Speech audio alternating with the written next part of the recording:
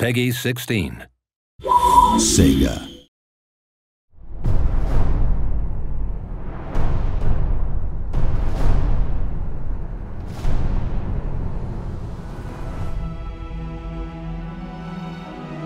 Hello and welcome to the first Let's Play for Total War Warhammer. I'm your friendly neighbourhood community coordinator Joey Dalton, and I am joined by Al the Hatman Bickham. Hello. Who will be driving our battle for us today, and Simon the Man. Hello. So we're going to show you the ambush at the Thundering Falls. You'll be able to play as the Dwarfs, as High King Thorgrim Grudgebearer, and you'll be facing off against Knobnail's Backbiter. That's right. So we're going to hop right in and talk you through some of the units that you will be playing with. And just a reminder, everything that you see here is pre-alpha footage, so it may be subject to change. March on, brave Dowie! March on! To the cursed realms of the Groby we go. I know not what mischief they cause, but they're up to something, for my beard itches with trouble.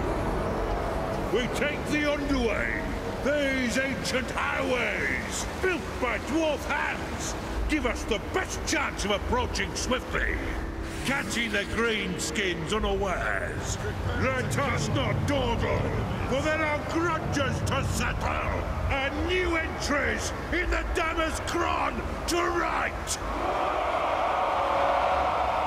Okay, you can see the dwarfen throng arrayed on the hill here, led by, there he is, High King Thorgrim Grudgebearer himself, actually reading from the Dammer's Cron right in front of him, the Great Book of Grudges. Joined by Thane as well. This is one of the agents. This is a melee agent, so he runs around the campaign map, does actions, can be attached to an army and get stuck in with the rest of the dwarves. So they're a very defensive army. As you can see, I mean, they're great artificers. They create these wonderful cannons, which are really, you know, some of the most potent in the old world. So, like the flame cannon here, which spews these kind of superheated packets of oil and tar, doing big splash damage. Organ guns here, kind of repeater cannons, great against massed infantry. Iron Drakes with these big, sort of underslung alchemical flamethrowers. Look, they even got beard armor, because, you know, who wants to singe your beard when you've got a flamethrower? It's not good. So, Thunderers here, kind of like Marksman, good armor-piercing ability as well, so, you know, useful against heavily armored units. And Quarrelers, Crossbowmen as well. Now, Slayers, these guys are pretty cool. Yeah, totally, they're unbreakable. So they're kind of berserkers, effectively. And if you look at the panel on the side here, it says anti-large, so they're useful against the big monsters. So we're going to get those tore in against those. We've got lots of dwarf warriors as well, who are excellent in melee and, you know, can really, really take a charge really well. As I said, very, very sort of defensive army. So I'm going to get them all set up now. So I'm going to go for a pretty standard defensive formation because we are going to be attacked by waves of greenskins. So, and they're all going to be coming, you know, there's a main kind of force in the distance over there, but we're also going to see them pouring out of these kind of side roads. Look, they've overtaken a bit of the ancient dwarven stronghold there. But yeah, out of these side roads, they are just going to come wave after wave. So I'm going to stand and defend as best I can. So, right, that's those guys set up. Let's get my ranged chaps on the hill here. Can actually get both my units of Iron Drakes over this side. Because, you know, it may surprise you to hear, I've played this battle once or twice, so I know where they're coming from. Nice. So, is that cheating? It isn't. Okay, good, good. Excellent. Right, let's, oops. Although if you lose, it will be egg on your face. Yeah. Oh, yeah. Oh, yes. We won't let you live it down. It won't be the first time. So I'm going to keep those guys in reserve as well. Right, let's get started, actually. Good luck, Al. Thank you. Right, let's do a little bit of early manoeuvring. Get these guys out in the field so they're not going to get shot in the back by my own gunners. Yeah, I have taken a lot of damage from friendly fire, yes, especially with the Iron Drakes. Yeah. But kind of, as with previous Total War games, it is very much about using the terrain. That's especially true for the dwarfs, right? Like, all the dwarfs' damage, or most of it at least, comes from their ranged units. They're like cannons and they're kind of quarrelers and kind of like all those different, and the thunderers at the Thundering Falls. That's where all their damage comes from, but their melee line is very good at holding off enemy advances, so that's kind of what it is. They're kind of a two-part army. It's about like kind of defending the line while using your ranged units to just deal that heavy damage hit. Oh, so you've got, is that a couple of ranged units at the back there, but mostly goblins Goblin spearmen? Yeah, there's a lot of goblin spearmen, a lot of goblin archers in this battle. Oh, look, Iron Drake's firing. Oh, lovely. Drake's dealing a lot of damage there, so kind of they're hitting hard. I mean, and they're they're also quite good big in melee. units of goblins, but they are easy to rout, right? So you'll see here the Goblin Spider Eyes are actually trying to kind of find gaps in your formations, try and hit the kind of range units around your back. So, you know, they'll very much be trying to... thank you. In order to take out your range units. You know, they're very good at picking the soft targets. It's Completely ruining brilliant. your south rather quickly. So as the Dwarfs, you've got to be really kind of aware of what's going... Well, I suppose as In anyone, the you've got to be flank. very aware. Oh man, right, they're Oh, going no. straight into my range units. You know, as the Dwarfs, if you lose your range units, you're actually in a lot of trouble because you're not dealing the damage you need to deal to counter the enemy's kind of forces. So that red icon that was just there on the left, so when you click that, it will take you exactly to that where the ambush is coming from, so you can see what you're up against. And we also display that on the battlefield as well, right? So you can actually see its location. You can just sort of glance over and go, oh, okay, that's where they're coming from. So yeah, another wave coming in from the side here. Oh, 5 units, is that? Maybe, yeah. Oh, and some Doom Divers as well. Great. So this is something that's very kind of particular to quest battles as well. You know, we're bringing reinforcements at you from lots of angles that maybe you wouldn't normally see from a campaign game, because we're actually in control of kind of where the enemy comes from, like kind of where the deployment areas are. We're able to kind of throw some curveballs at you to kind of try and keep the challenge like interesting for it, basically. I really like how sneaky the AI is being.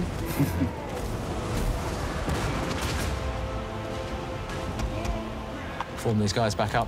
You know, fortunately, I did all right here because even dwarf ranged units are like, they're pretty heavily armoured, so you can come back as well. I think they were chasing some guys off the field there. Because, you know, these points at the back and the side, they also count as kind of exit points for routers.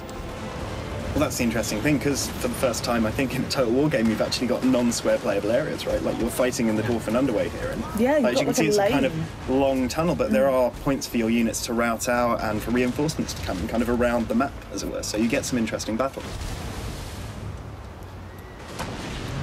Uh-oh. What's that? From the rear owl. Oh, hey. Excellent. What's coming in? And it's some trolls. So we've got some trolls lumbering. So again, trolls there's are that a monstrous unit. And a giant. It's Brilliant. something that Al can really Nice. leverage his slayers and actually do a lot of damage should he choose to. It's Slayer o'clock. Actually, I'm going to bring my Thunderers up as well, because they're quite good armor piercing, and, you know, the trolls and that giant are pretty... Yeah, armour piercing's definitely useful here. But I mean, that info panel on the left-hand side is really useful to see kind of that extra bit of translation if you're not totally familiar with the Warhammer Fantasy Battles universe. That will give you a good indication of what's good against which unit. So the Slayers are anti-large, so Al's putting them in against the giant. Watch this. Whee! I love the way, once again, like the kind of charging stuff, the way units kind of leap in, so the Slayers will kind of leap in with both axes and slice, but the giant's going to be dealing a lot of damage. But since there's so many of the Slayers, they're surrounding him and hitting the giant on lots of different sides, so kind of they're dealing little damage over time, whereas the giant is kind of one massive hit of damage slow, there, massive, yeah. with massive knockback. So, you know, they're taking damage from it, but they're going to be whittling down its health very quickly. So if Al hovers over it now, you can probably see it's got quite low health. Oh, and it's gone! Down! Look at that. Excellent. Yeah, once again, the character in all the animations is absolutely Oh, he's got those routing as well. Oh, they're look. They are right up in my Thunderers. This is not good. Right. Thorgrim holding the line at the front there, keeping the troops happy, obviously. So Thorgrim also has his General Zora, right? Like generally when you press down space or something, you can see the General Zora, but we've also added some new features. So on the right there, as you'll see, like you can now toggle on and off features on spacebar, but then also lock them. So even when spacebar isn't held, you can see your General Zora, for example, and things like that. And it's just kind of little ways where letting you kind of customize the UI to your playstyle and get it so you could show like health bars for every single unit, for example, and stuff like that. So yeah, it's actually quite cool. Right, it looks like the big forces at the distance are on the move as well now, so let's get everybody ready for a big frontal attack. Look, they're still chopping away. Oh, they're going down, look, they're wavering. There's still 10 of them. Oh, my poor... But your air support has arrived. Ah, fantastic. Let's get over there. Right. So these are some of my favourite Dwarfen units. These are the Dwarfen gyrocopters. You know, kind of, they rely on machines, right? They haven't got any magic or anything like that, so they're relying on these kind of fast-moving units to kind of make up for their lack of mobility on the battlefield. So they're able to fly around, deal a lot of damage with their kind of guns, but they also have a special ability, which is to be able to drop bombs, so that when you press the ability button, which is on the bottom left-hand side, you can actually drop bombs at the location of your gyrocopters. Oh, I see. You know what? I'm going to get them over so here. you can actually kind of do your own little bombing run, basically, kind of flying across the enemy and just drop the bombs at the right time. See, that would be useful right at the far back where there's quite a large line, and Exactly, so they've got to be directly above to benefit from the bombs. Exactly, right. yeah. So it's kind of it's a bit of a skill shot. So if you line them up like that, you can see their. You can see the movement icons on the floor there. So if I line them up in a good spot, hopefully they won't. Oh, they've moved. Perhaps they know what's coming. Still covered. Let's do that. Let's get down there. Right, grenade time. Off you go. Oh, that is satisfying. I'm going to drop my second load as well. There we are. Look. Yeah, brilliant. That's killed it. That's killed a few of them. That'll knock their morale a bit as well. So useful. So from experience with the gyrocopters, it's best to kind of fly behind and shoot from behind a unit. Yeah, it's like generally best to kind of be away and sort of try to target kind of their land units, the units that can't hit you, right? Like anything that's a melee unit's not going to be able to kind of run up and smack you. So you want to stay away from their range, because their range can actually take you down. Like if Al were to leave them all in range of the enemy archers like he's doing right now, like he would actually find that his gyrocopters get routed and killed very quickly, because actually they're quite weak against ranged, right? Like, range units take down flying units, arrows pepper them, they kind of eventually fall, but melee units, there's not really too much counter.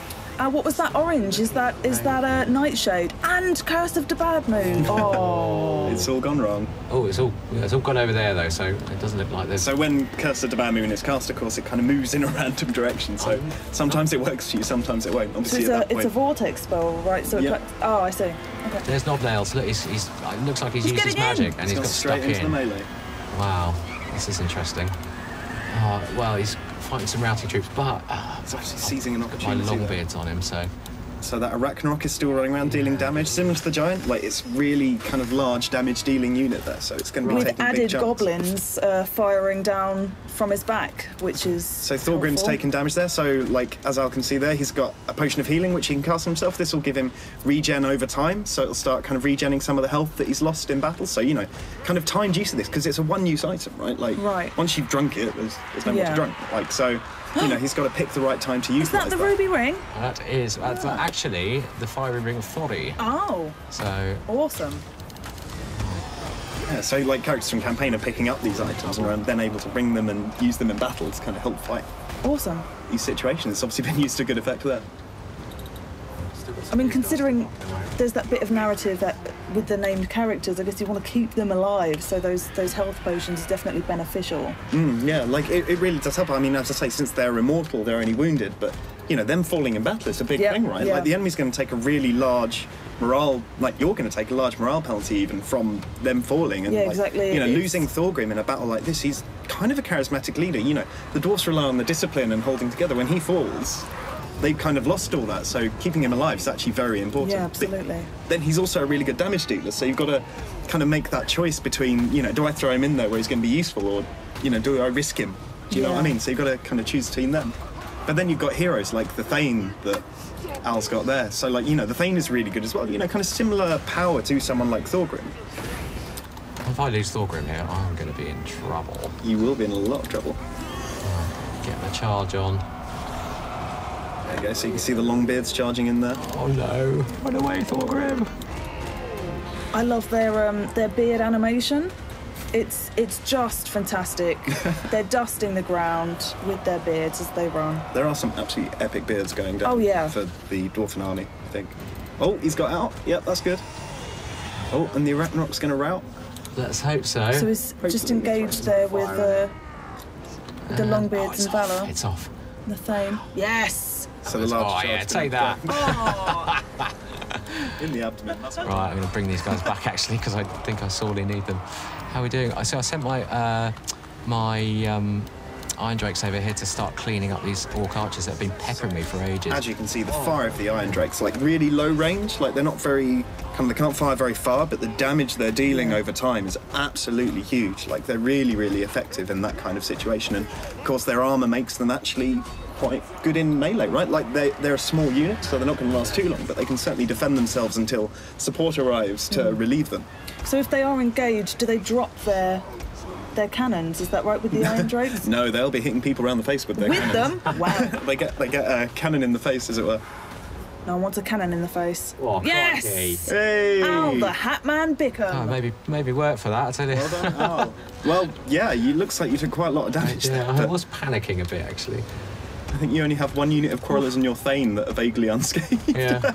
The Thane's unscathed. That's some pretty good Oh, look, work. how many blows did he take? He's at 1860 hit points still. Like, wow. What a hero. And he looks Right. well happy about it as well. Yeah, he does. Whereas Thorgrim, just about, he's got 159 hit points left. He's a bit the worse for wear, Yeah, but a little. I think he'll be, yes. But Beard is still intact, Right. and the book is still full of grudges. Indeed. I think he's written off a grudge in the Damazkron today. I think so. Right, well, there we are. So thank you for that, Mr. Bickham. My pleasure. Well done, Al. If you're interested in playing this yourself, you can get hands-on at EGX from the 24th to the 27th of September. I have been Joey, Simon and Al, and I really hope you enjoyed this Let's Play. Like us on our social media pages and subscribe. Bye! Bye. Catch you later.